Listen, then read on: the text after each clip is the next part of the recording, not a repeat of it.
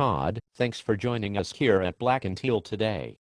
We apologize for the gray atmosphere. It's been real bleak in Jacksonville since the Jags took a huge turd on Monday Night Football. Moving on to this week. It was another tough loss in Kansas City, but you gave a real respectable performance out there, seeing that you were riding a tractor at your dad's farm just 6 days earlier. Thanks, Andrew. It was a real shocker to get a phone call from the Jaguars. They have signed so many mediocre quarterbacks in the last few weeks that I figured the only thing that could have happened was Jacksonville played into a game in Cleveland and all 7 of the other quarterbacks got staph infections.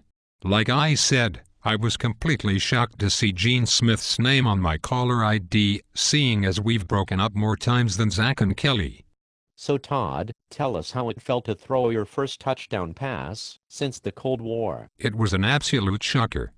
Twice as shocking as I would have expected, seeing as the only thing a Jaguars quarterback has done this season in the face of that kind of pass rush is crap his pants. Yes, unfortunately we've seen David Garrett and Trent Edwards lay some eggs out there when they are under pressure. Some real stinkers. So how does your style differ from theirs? Well, David is your prototypical athlete. Big strong guy and very hard to bring down. He's a competitor with a cannon for an arm. Once David picks his target, he will stare down the receiver until he gains separation or he gets sacked. Once the pass catcher breaks open, David will count to 7, then throw the ball slightly behind the receiver to slow him down just before he gets blown up by a safety prowling over the middle. Trent, on the other hand, is your typical California pretty boy. Long hair. Protective of his delicate features. Usually half-stoned. With timid pocket presence. Trent prefers to check down to the running back at the first sign of trouble. And by trouble I mean as soon as the ball is snapped. It seems like you avoided some of those mistakes in Kansas City. It was so close to being a great story out there. I saw that your family made the trip down from Minnesota though. Yes, my wife Courtney was wearing her lucky jean jacket that she has worn since my first days in the NFL as a kick holder for the Baltimore Colts. It is my number on the back and a patch from every team I've played on, and now has 29 patches in all. It was given to me by a high school friend of mine, President Calvin Coolidge.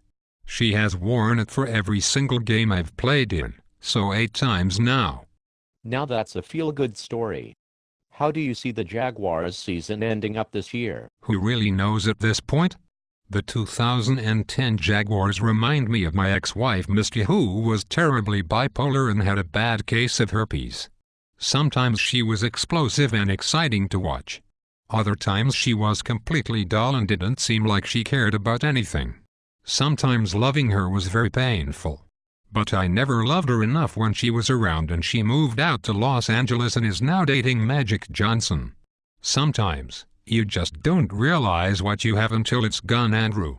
That's some interesting and deeply disturbing advice, Todd, but I think I see your point. Thank you for joining us here at Black and Teal, and if you happen to get released this week, I'm sure we'll see you soon.